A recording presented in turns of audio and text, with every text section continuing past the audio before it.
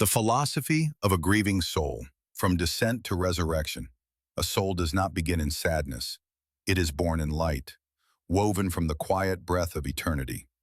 But life, in its unrelenting dance of contrast, will eventually press sorrow into the heart like ink on parchment.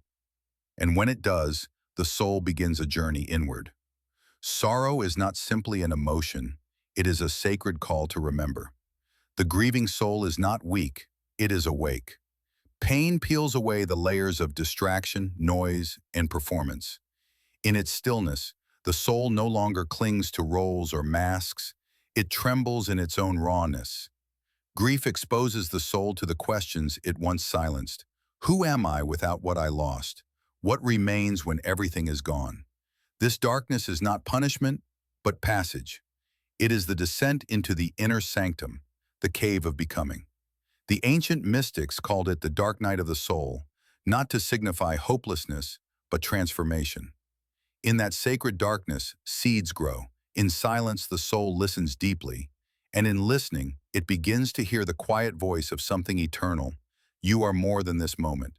You are more than what is broken. To rise from sorrow is not an act of defiance, but of remembrance.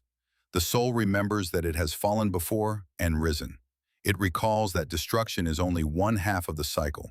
The other is renewal. As the tree sheds its leaves, not to die, but to make space for spring, so too does the soul surrender in order to resurrect. The soul does not return the same.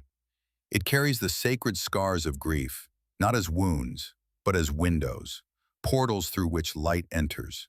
It becomes compassionate, resilient, humble.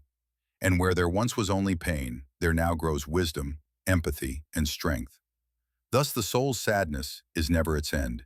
It is the prelude, the silence before the symphony, the stillness before the storm breaks into sunlight, the buried seed before the bloom.